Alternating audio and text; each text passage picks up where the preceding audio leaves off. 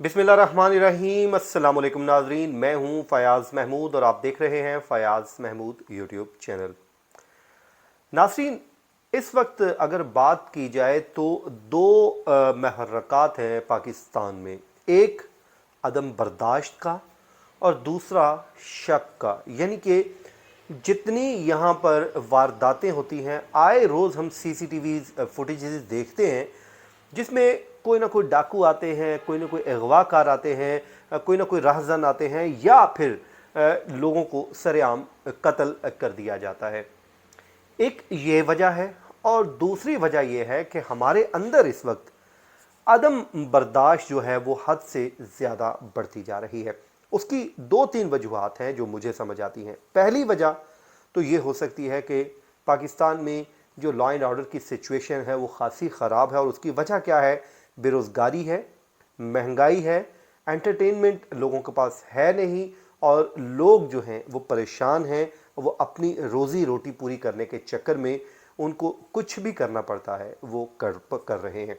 आबादी हमारी तेज़ी से बढ़ रही है, वसाइल उतने हैं नहीं, जिस वजह से जो हमारे मसाइल हैं वो मुसलसल उसमें इजाफा देखने में आ रहा है। यही वजह है कि जो अदम बर्दाश्त है वो मुसलसल बढ़ती जा रही है, और लोग छोटी से छोटी बात पे एक दूसरे को मारने मराने पर उतर आते हैं। अच्छा जनाब, दूसरी वजह जो मैंने आपको बता दी है कि लोग खौफज़दा हैं कि हमारे साथ कोई वाक़या न हो जाए। अभी रिसेंटली जो एक वाक़या पेश आया है जिसमें दो मुलाजमीन हैं, मोबाइल कंपनी से उनका ताल्लुक़ है। एक मोबाइल कंपनी का इंजीनियर और दूसरा उनका ड्राइवर। उनको सरेआम एक हजूम की जानिब से मार दिया जाता है।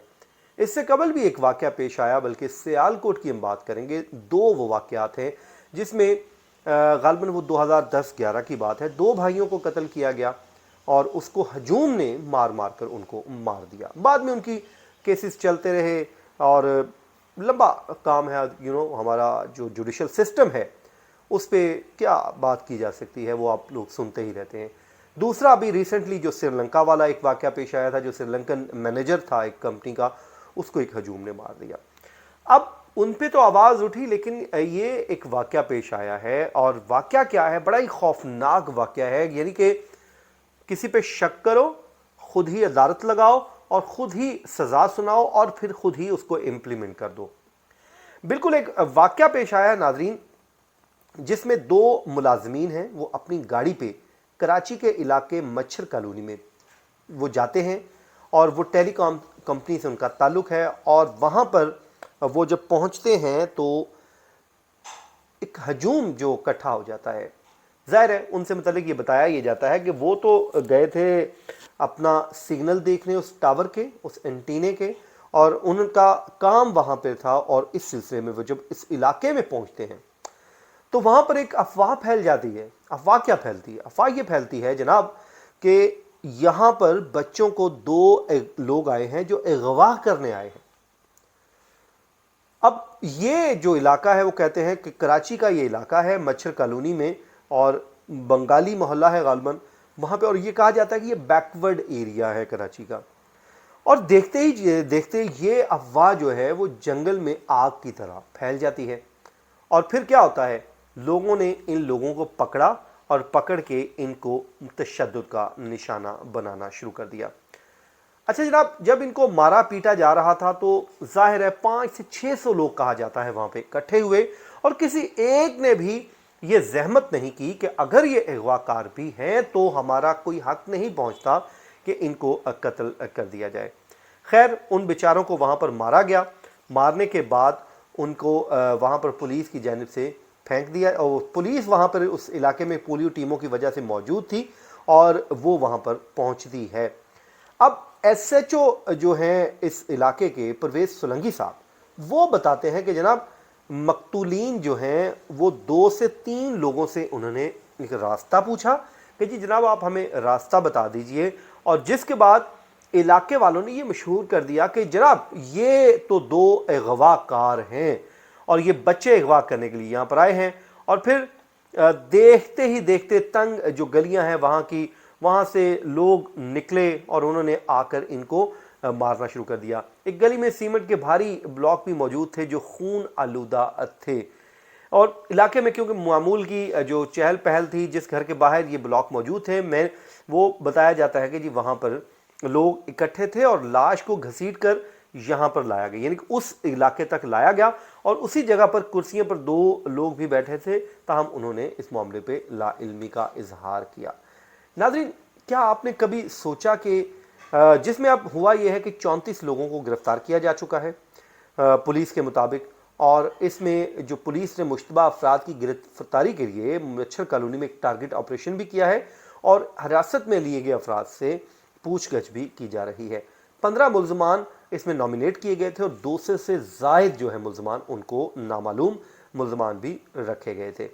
वाक़े की वीडियोज़ की मदद ली जा रही है, जो वहाँ पर वीडियोज़ बनाई गई, और एनी शाहिदीन के बयानात भी लिए जा रहे हैं, जिसके बाद मुख्तलिफ लोगों की शनाख्त की गई है।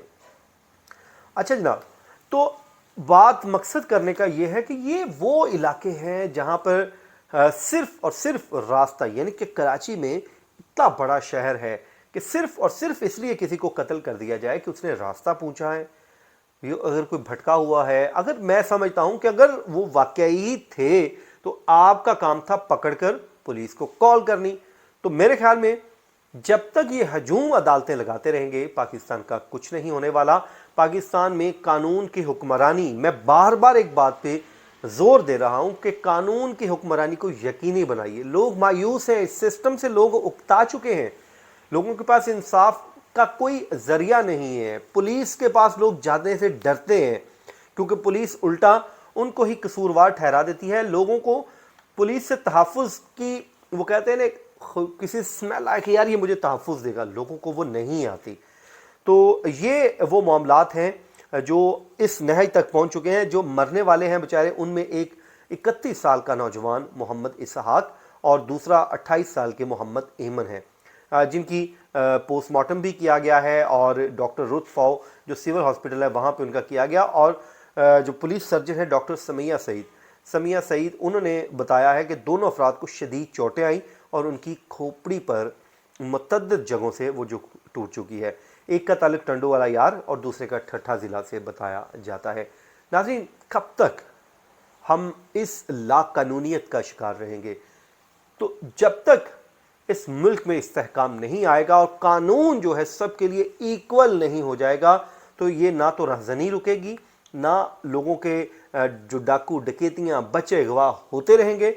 इसलिए कानून को हमें एक करना होगा। सिंध के बडेरे के लिए भी वही कानून होगा, और सिंध के जो हारी हैं उसके लिए भी वही कानून। जब तक नहीं होगा, इस तरह के वाक़यात होते रहेंगे। नाज़रीन, ये था आज का हमारा वीलॉग। अपनी दुआओं में याद रखिए। मुझे दीजिए इजाज़त। अल्लाह निगहबान।